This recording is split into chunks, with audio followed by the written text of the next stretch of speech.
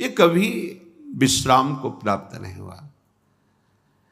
ये संकल्प बनाता है अगर ये शरीर भोगने को मिल जाए मैं विश्राम को प्राप्त हो जाऊंगा, ये पदार्थ भोगने को मिल जाए, ये दृश्य देखने को मिल जाए, ये श्रवण प्रिय संगीत सुनने को, ये वात सुनने को, इंद्रियों के सहित मन शब्द स्पर्श रूप रस गंध, और चाहता है विश्राम। भ्रमित करके हमको जहां बिल्कुल विश्राम नहीं है, बिल्कुल आनंद नहीं है, वहां ले जाता है और फिर खुद अनुभव करके कहता है इसमें तो नहीं है, शायद उसमें होगा। फिर वहां से विचलित करके दूसरे में, दूसरे से तीसरे में पूरा जीवन व्यतीत कर देता है। कब हूं मन, पकड़ो तो इसकी चाल को, ये छलिया हमको छल रहा है और हम अपने आप को इसके अधीन करते चले जा रहे हैं, और उसकी चाल को ना समझकर हम समझते हैं ये मन हमें सुख देगा, जो कहता है वो मुझे कर लेना चाहिए। गलत सलाहकार है, फंसा देगा, पराजित करा देगा, बंधन में डलवा देगा। जैसे जिस राजा का मंत्री यदि गलत सलाह दे तो राज्य नष्ट हो जाता है, यदि वैद्य गलत सलाह दे तो मरीज को रोग पूर्ण रूप से अधीन करके नष्ट कर देता है। यदि सद्गुरु शिष्य के अनुकूल होकर बोले तो उसका नाश हो जाता है। शास्त्र के अनुकूल, सिद्धांत के अनुकूल तो उसको परमात्मा प्राप्ति होती है।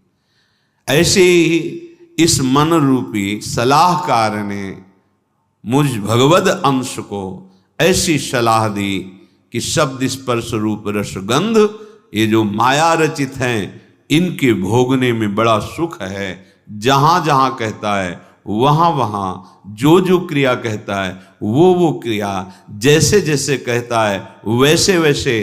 पर कब हूं मन विश्राम न मान्यो, कभी छलिया मन ने ऐसा नहीं कहा कि बस हो गया, जिस मार्ग में चला भी सुख नहीं मिला, ये सब मिथ्या है, सत्य वचन है, अब मुझे वापस होना चाहिए, इस मन की सलाह में नहीं फंसना चाहिए। पर नहीं, उसी छलिया मन का साथ देकर, इतना साथ देकर कि स्वयं मन बन करके, कि मन मानो मैं हूं, मन को अच्छा लगा मेरे को अच्छा लगा, मन को बुरा लगा मेरे को बुरा लगा, इतनी तन्मयता, यही हमारा पतन है, यही हमारी मायाकृत आकर्षण की वृत्ति है जो हम समझ नहीं पा रहे। निशिदिन भ्रमत विसारी सहज सुख, जहां तहां इंद्रिन तान्यो, कब हूं मन विश्राम न मान्यो। रात दिन जैसा इसने कहा इंद्रियों के सहित वैसी ही चेष्टा की, पर सहज सुख जो हमारा स्वरूप है, चेतनामल सहज सुख राशि, हम अपने स्वरूप का विस्मरण करके, हमारे ही बल से बलवान होकर इस मन और इंद्रियों ने हमें फंसा दिया, दुर्गति कर दी। अपने सहज सुख को, जो आत्मस्वरूप है, जो आराध्य देव हैं, सहजानंद वर्षिणी श्यामाजू, इनके नाम सुख को, क्या पैसा लगता है नाम में? अंदर ही अंदर राधा राधा राधा, किसके सहयोग की जरूरत है? कौन सी क्रिया के संपादन की जरूरत है? राधा राधा राधा। अब नाम स्मरण करते हुए जो धर्म कर्म है खूब करो, 10 गुना लाभ बढ़ेगा। 1 अंक विराजमान कर दिया, फिर शून्य बढ़ाते चले जाओ, 10 गुना उसका महत्व बढ़ता चला जाएगा शून्य का।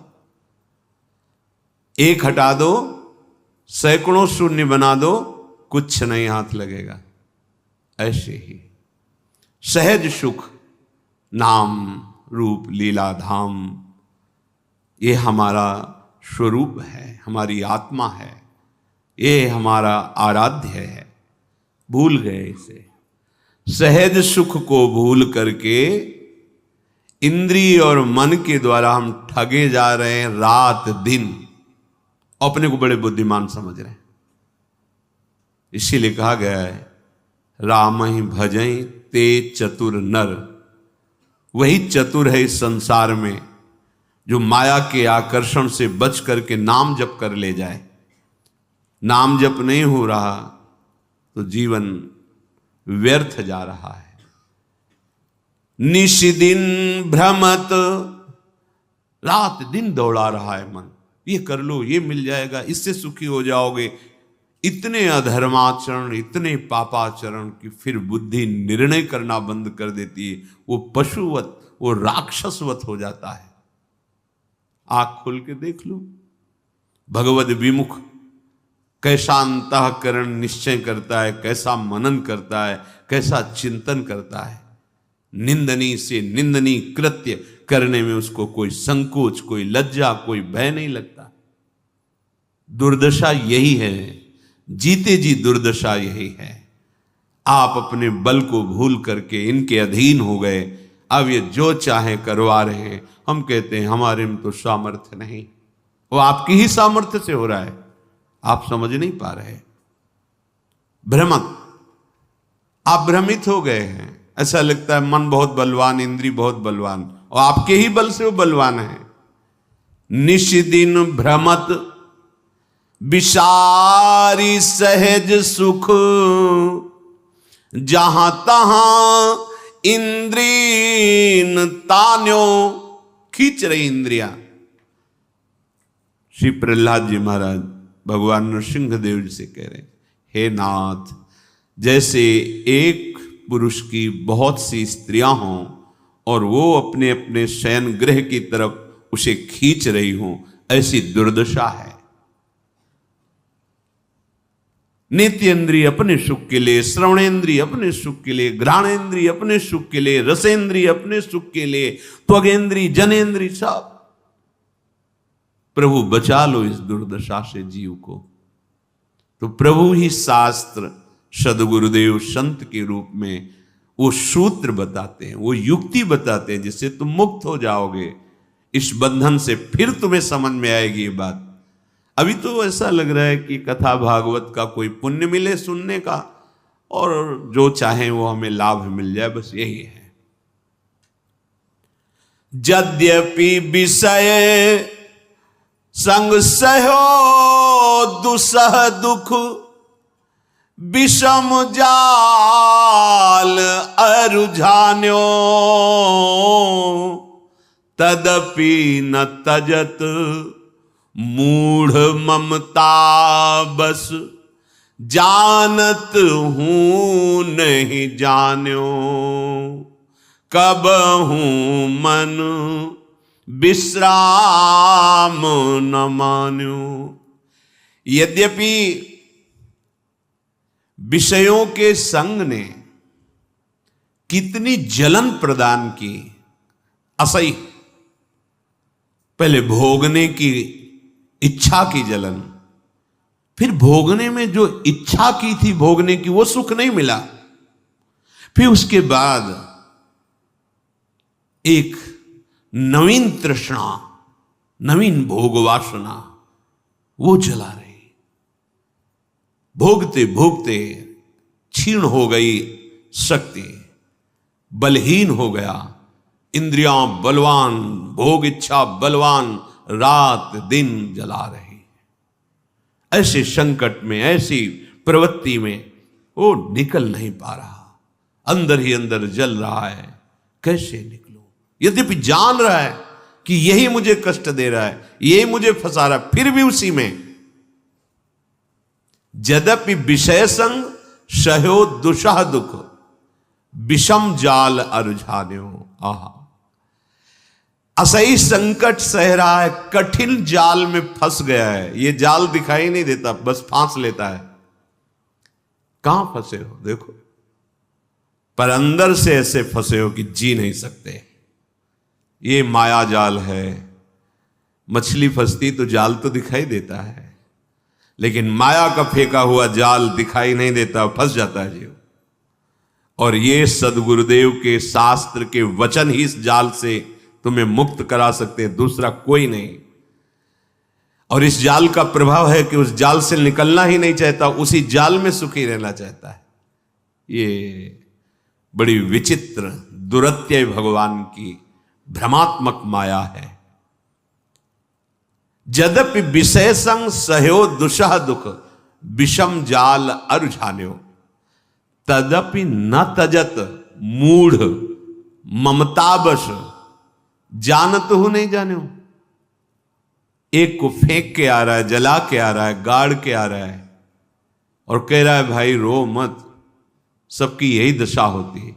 जान रहा है इसका, अरे कोई साथ नहीं जाता, सबको ऐसे जान रहा है, पर ना जाने हो। वो केवल बोल रहा है, अंदर से नहीं समझ रहा है, फिर जाके उसी विषयों में सुख खोजता है। उसको ये पता नहीं कि जिस शरीर का आश्रय लेकर हम विषय भोग रहे, ये शरीर ही नष्ट हो जाने वाला, ये शरीर ही दुखमय है। फिर इससे भोगे जाने वाले विषय कैसे सुखमय हो सकते हैं? रसेंद्रिय अच्छे अच्छे पदार्थों के लिए ललचा रही है।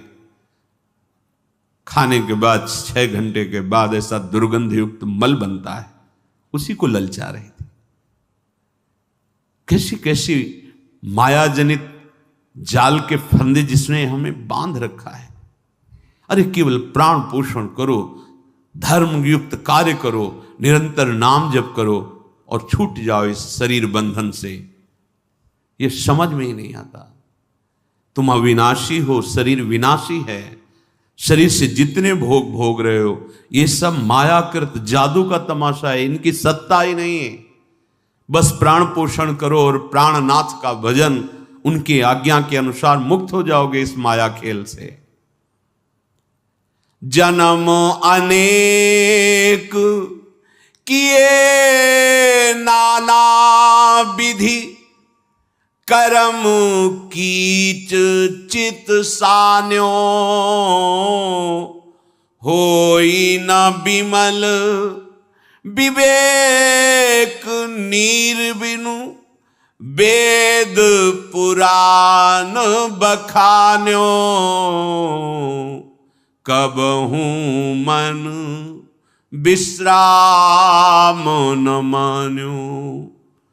बहुत जन्म हो गए, अनेक जन्मों में बहुत से कर्म किए, और ये कर्म रूपी कीचड़ में ऐसा फंसा लिया, हम निकल ही नहीं पा रहे।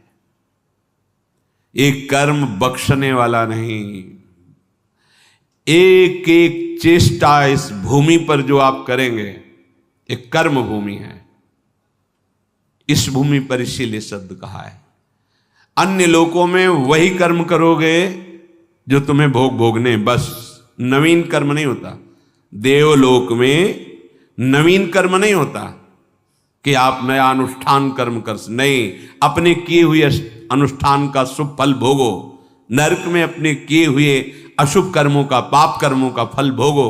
अन्य लोकों में भी ऐसा है, एकमात्र ये। इसीलिए यहां जन्म लेने के लिए देवता भी ललचाते हैं।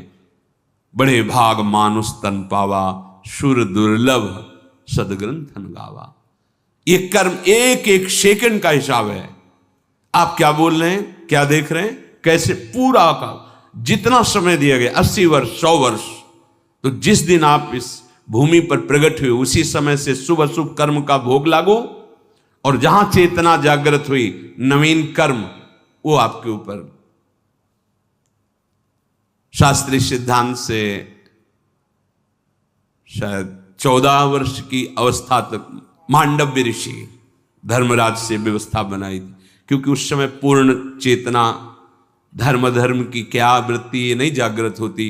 तो उस समय तक के लिए तो इसके आगे जो कर्म होते हैं उनका एक एक हिसाब होता है। ऐसा ना समझो आप जो हंसी मजाक कर रहे हैं, आप देख रहे हैं, बोल रहे हैं, छू रहे हैं, ये सब आपका रजिस्टर है, बढ़ रहा है। किस विषय में आप बोले, क्या बोले, उस बोलने में क्या दोष था, आपने क्या क्रिया की, वो सत्य शास्त्रों की सम्मति से है या निषेधात्मक है, उसका फल आपको मिलेगा। और यदि एक आप युक्ति सीख गए कि अब जो मैं कर्म करने जा रहा हूं वो श्री भगवान की प्रसन्नता के लिए होगा और भगवान के द्वारा दिए बल से होगा, वो कर्म बांधेगा नहीं, और जब कर्म हुआ तो पूर्ण समर्पित प्रभु को मुक्त हो जाओगे। पर कहां इतना ध्यान है, अहम इतना स्मृति थोड़ी रहने देता है कि ये कृष्ण प्रीत्यर्थ कर्म करने जा रहा हूं, ये कृष्ण प्रीत्यर्थ कर्म हो रहा है, ये कृष्णार्पणम मस्तु के लिए कर्म हो रहा है, अभी आनंद आने लगेगा। पर नहीं, अहंकार से मैंने किया, मैं करूंगा, मैं जन्म अनेक किए नाना विधि कर्म कीच चित सान्यो। जैसे कोई दलदल में फंस जाए, निकलना बड़ा मुश्किल, ऐसे ही कर्म जाल फांस लेते हैं, निकलना बड़ा मुश्किल। देखो ना, निकलने की सोचो आप, कैसे अंदर पीड़ा पहुंचाते हैं ये सब। कैसे हमारे बिना परिवार कैसे चलेगा, ये कैसे होगा, ये कैसे होगा, चित्त सान्यो, उसमें फंस गया। वो नहीं समझ पा रहा अनंत ब्रह्मांडों का सृजन करने वाला, पालन करने वाला कोई है, वही हमें निमित्त बनाकर करा रहा है। केवल अहंकार के कारण हम उस रहस्य को नहीं जान पाते। होई न विमल विवेक नीर बिनु। गोस्वामी जी कह रहे, जैसे कोई कीचड़ में सन गया हो तो निर्मल जल चाहिए तभी वो स्वच्छ हो पाएगा। तो हमारा चित्त, हमारा मन, हमारी बुद्धि, हमारा अहम, ये मलिन हो चुका भोगों से। अब विवेक रूपी निर्मल जल हो तब ये एकदम पवित्र हो जाएंगे। तभी जब भगवत भाव की बातें करो तो प्रश्न उठाते हैं, सौम्य भगवान कैसे हो सकते हैं, अरे वो कर तुम अकर तुम अन्यथा कर तुम, ऐसा नटनागर है, बस उसको पकड़ा सकते हैं तो गुरुदेव के द्वारा उपदिष्ट मार्ग ही, दूसरा कोई उपाय नहीं। इसीलिए गुरु साक्षात परब्रह्म तस्मै श्री गुरुवे नमः। जिस ठाकुर ने अपनी माया का पर्दा लगा के अपने को ढक लिया, वही ठाकुर गुरुदेव रूप में आकर अपनी माया के पर्दा को हटाने का उपाय बता देता है। उस पर चलो, अभी हृदय निर्मल होने लगेगा। नहीं तो मलिन अंतःकरण तुम्हारा गुरुवाणी को नहीं समझ पाएगा, सदगुरु के वचनों को नहीं समझ पाएगा, और उपहास जरूर कर देगा। ऐसे ये चित्त बिना विवेक रूपी निर्मल जल के, ये मोह ममता रूपी कीचड़ को साफ नहीं कर सकते। विवेक रूपी जल ही होए विवेक मोह ब्रह्म भागा, तब सब विषय विलास विरागा। ऐसा शास्त्र पुराण वेद सब कहते हैं कि विवेक निज हित नाथ पिता गुरु हरिसो, हरसि हृदय नहीं आन्यो, तुलसीदास कब तृषा जाए, सरखन तहि जन्म सिरान्यो, कब हूँ मन विश्राम न मान्यो, कब हूँ मन विश्राम न मान्यो। आहा, जो हमारा परम हित करने वाले हैं, जो मेरे स्वामी हैं, नाथ, कौन? निज हित। हित जो हमारे स्वामी हैं, जो हमारे पिता हैं, जो हमारे गुरुदेव हैं, जो हमारे हरि हैं, कभी निष्कपट इनसे प्रेम नहीं किया, कभी हृदय खोलकर इनसे, हृदय खोल कर, बड़ा कपटी जीव है। अंतःकरण में तन्मयता के कारण ही भगवद अंश को जीव कहा गया है, देहाभिमानी को ही जीव कहा गया है। बड़ा कपट है। और प्रभु कह रहे मोहि कपट छल छिद्र न, और ये कपट ही करता है। गुरुदेव, हरि, स्वामी, ये सब उसी परम तत्व के पर्यायवाची शब्द हैं। वही एक है।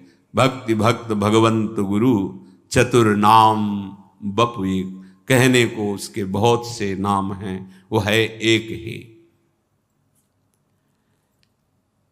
अपना परम हित अपने स्वामी से होगा, अपने हरि से होगा, अपने गुरुदेव से होगा।